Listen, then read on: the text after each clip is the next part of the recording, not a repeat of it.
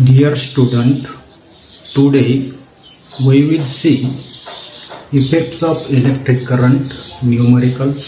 विद्यार्थी मित्रांनो, आज आपण विद्युत धारेचे परिणाम याच्यावर राहिलेली उदाहरणं जे आहेत तर ते उदाहरणं त्या ठिकाणी पाहणार आहोत. पहा पुढचं उदाहरण. An electric iron of 11,000 watt is operated for 2 hours daily. What will be electrical consumption expense for that in the month of the April? या असणारी काही इस्त्री जी आहे तर ती 1100 वॅटची आहे. ती काहीतरी दररोज 2 तास त्या ठिकाणी चालवते. तर सर्वसाधारणपणे एप्रिल महिन्यामध्ये इलेक्ट्रिकल कन्झम्पशनचा असणारा काही खर्च जो आहे तर तो खर्च त्या ठिकाणी किती असेल आणि कंसामध्ये आपल्याला दिलेले the electric company charges ₹5 per unit energy. एका युनिटला 5 रुपये त्या ठिकाणी काही करत नसते. इलेक्ट्रिक कंपनीचा असणारा काही चार्ज जो आहे तर तो चार्ज त्या ठिकाणी. आता काही काय दिलेलं आपल्याला याच्यामध्ये. तर या ठिकाणी आपल्याला पॉवर ऑफ इलेक्ट्रिक आयर्न त्या ठिकाणी दिलेला आहे. पॉवर ऑफ इलेक्ट्रिक आयर्न तो दिलेला आपल्याला 11,000 वॅट. त्याचबरोबर आपल्याला टाइम जो आहे तर तो टाइम पिरियड करायचा आहे. टाइम इथे सांगितलेलं आहे 2 आवर्स. आणि मंथ जो आहे तर तो मंथ कोणता सांगितलं आपल्याला एप्रिल. आता एप्रिलमध्ये किती दिवस असतात तर 30 असणार आहे. आणि म्हणून आपण काय करणार आहे 30 डेजने त्या ठिकाणी गुणणार आहे. 30 दिवसांनी गुणायचं, कारण एप्रिलचे दिवस 30 आणि असं दररोज किती 2 तास अशा पद्धतीने कॅल्क्युलेशन जे आहे तर ते कॅल्क्युलेशन आपण त्या ठिकाणी काढणार आहे. म्हणजे सर्वसाधारणपणे आपल्याला लक्षात येत नसते याचं मल्टिप्लिकेशन जे आहे तर ते मल्टिप्लिकेशन करण्याच्या अगोदर आपल्याला काय करायचे पहा. 2 × 30 त्या ठिकाणी म्हणजे 60 तास त्या ठिकाणी होतील.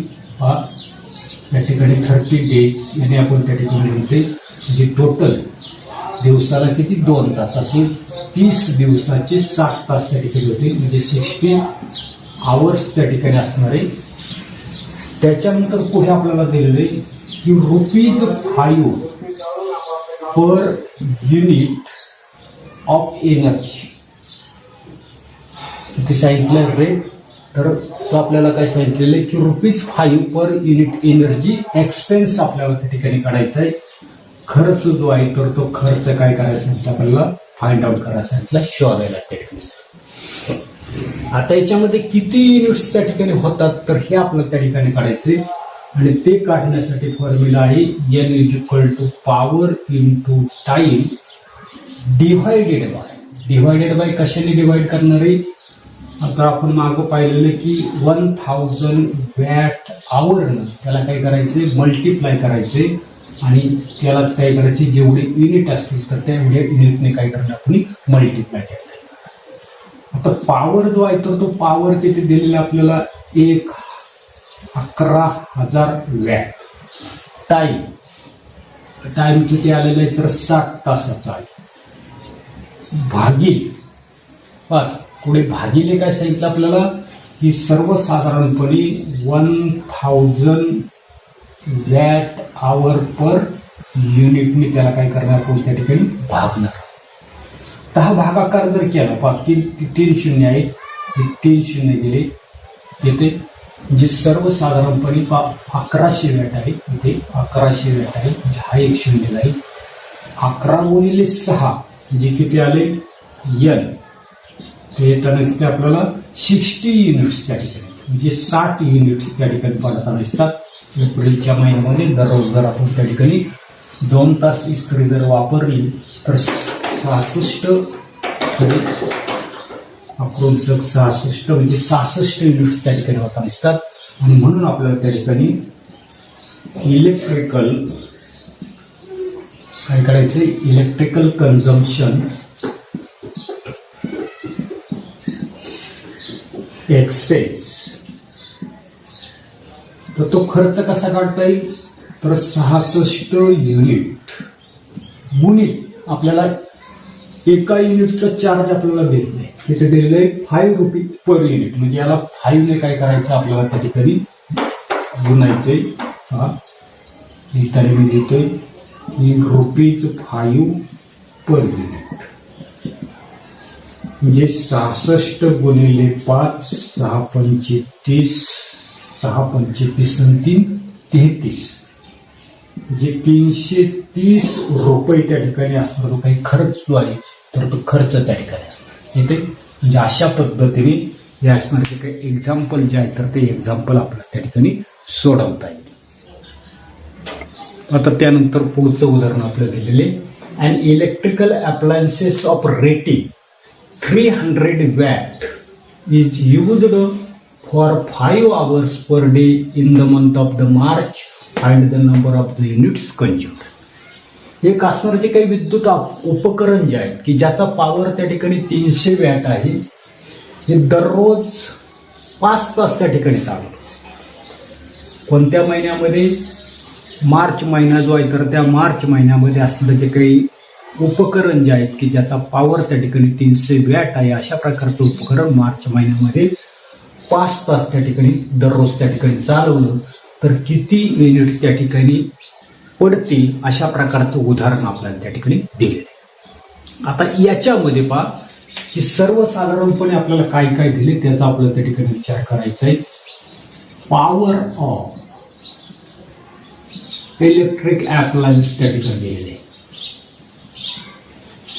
पॉवर ऑफ इलेक्ट्रिकल अप्लायन्सेस तर तो किती दिलेला आपल्याला 300 वॅट, 300 वॅट दिला. त्याच्यानंतर टाइम जो आहे तर तो टाइम आपल्याला करायचा. Time T.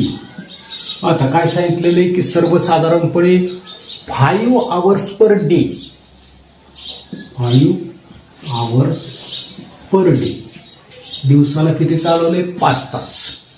आणि मंथ कोणता सांगितलं आपल्याला? मार्च. आता मार्च मध्ये किती दिवस असतात आपल्याला लक्ष द्यायचं असतं की 31 डेज आहे, 31 दिवस आहे. आणि म्हणून याला काय करणार आपण 31 डेजने काय करणार आहे? मल्टिप्लाय करणार. आता हा जो काही गुणाकार जो आहे तर तो गुणाकार आपल्याला करता येईल 5 × 5, 5 त्रिक किती? 15. म्हणजे सर्वसाधारणपणे किती होताना दिसतात तर 155 तास. टाइम जो आहे तर तो टाइम किती येणार आहे?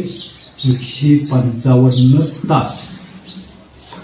पुन्हा मागच्या सारखंच जसं आपण मागच्या उदाहरणामध्ये सोडलं की नंबर ऑफ युनिट्स आपल्याला करायचे.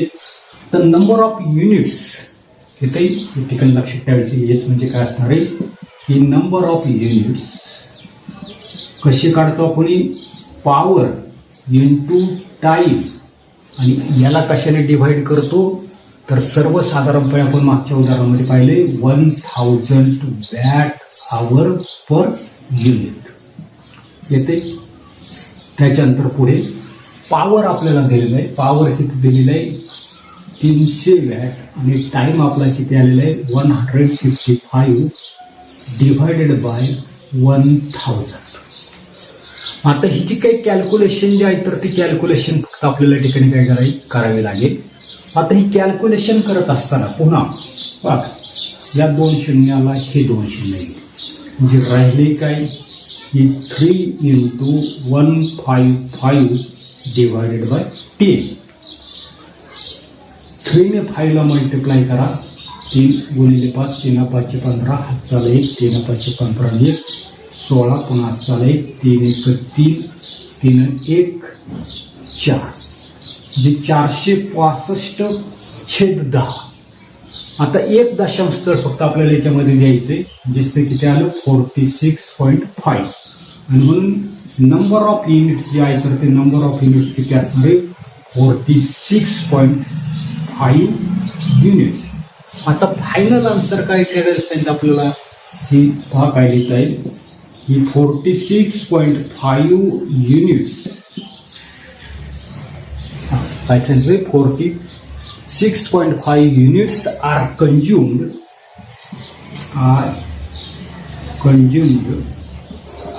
in the month of March. अशा पद्धतीने हे असणार जे काय आन्सर जे आहे तर ते आन्सर आपल्याला त्या ठिकाणी काढता येते. आता पुढचं उदाहरण. An electric bulb is connected to a source of 220 volt. The current passing through it is 0.27 ampere. What is the power of the bulb?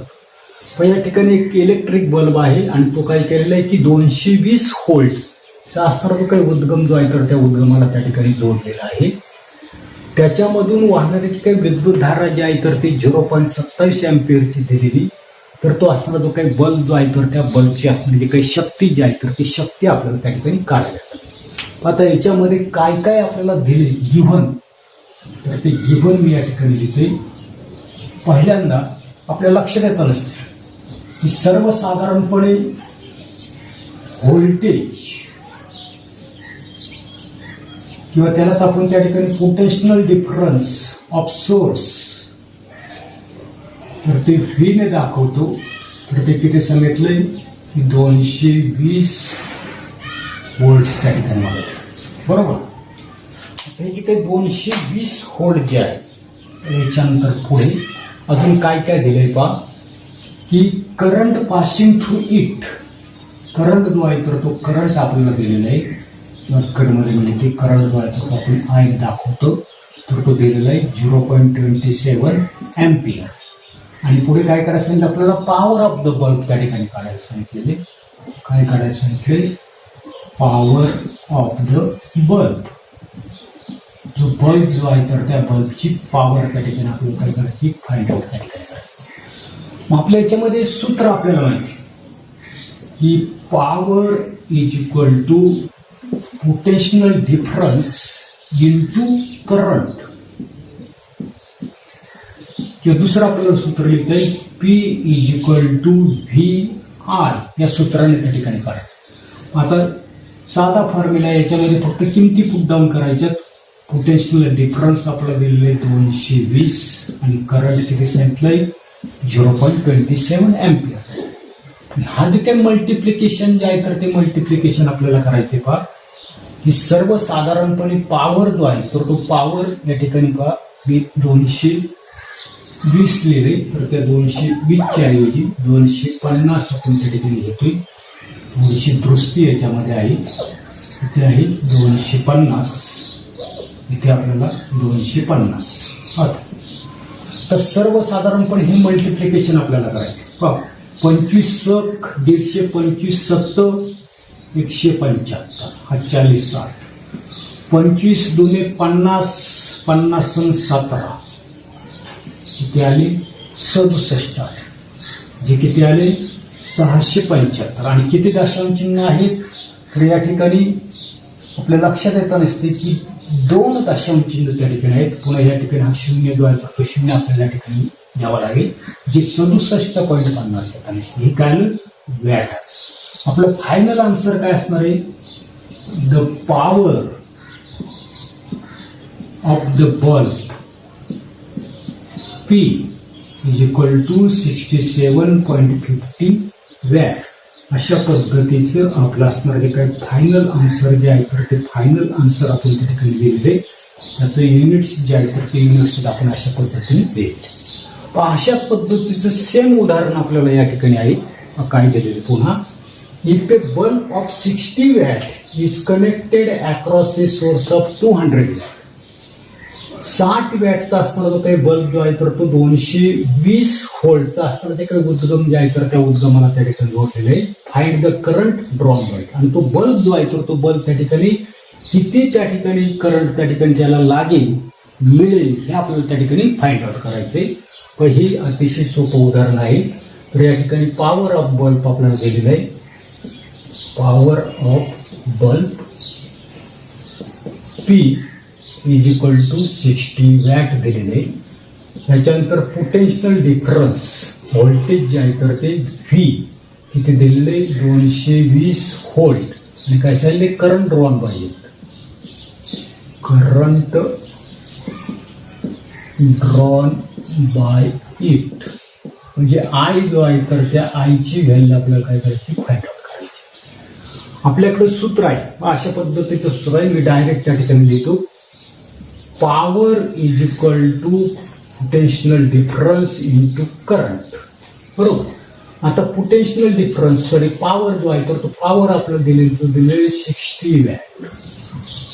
Voltage किती दिलेलं आहे 220 इंटू आय ची किंमत काय करायची आपल्याला त्या ठिकाणी फाइंड आउट करायची.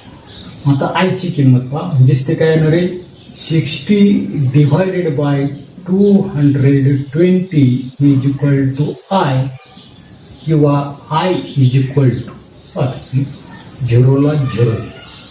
2 ने भाग द्या. 2 ने भाग दिला तर इथे 11 राहिली. 2 ने भाग दिला तर किती राहिली 3 म्हणजे 3/11 असं त्या ठिकाणी. पुन्हा 11 ने भाग द्या. 11 ने काय 3ला भाग जात नाही म्हणून 30 झाले. 11 त्रिक 33 होतात. जास्त भाग होतो म्हणून आपण काय करू 11 या ठिकाणी मी म्हटलं भागाकार या ठिकाणी दाखवतोय. 11 ने काही 3ला भाग जात नाही. 30 घेतली 0 झाली. 11 3 33 होतात. बरोबर. 11 3 किती होतात 33. 11 दुने किती येतील 22. इथं राहिले 8. पुन्हावरून बाकीचा भाग दिलाय 2चा दिलेला आहे. आता 11/88 परंतु जास्त होते भाग. 11/7 काय म्हणतो मी 77. तिथं राहिले 3 पुन्हा 0 घेतले. पुन्हा आपल्या लक्षात येत नसेल 2727 असं त्या ठिकाणी आवर्ती दिसते आपल्याला हे असं. म्हणजे त्या ठिकाणी 27 म्हणजे 0.2727 त्या ठिकाणी करायचं. आणि म्हणून फायनल आपल्याला आन्सर त्या ठिकाणी लिहिता येईल द करंट ड्रॉन बाय अशाने current drawn by bulb I is equal to 0.2727 ampere अशा प्रकारचं असणारी काही उत्तर द्यावी तर ते उत्तर आपल्याला त्या ठिकाणी काढता येते. अशा पद्धतीचं आन्सर आपल्याला त्या ठिकाणी काढता येईल. अशा पद्धतीची असणारी जी काही इतर उदाहरणं जी आहेत तर ती इतर उदाहरणं तुम्ही त्या ठिकाणी सोडवण्याचा प्रयत्न करा. एवढाच भाग आपण या ठिकाणी पाहणार आहोत. धन्यवाद.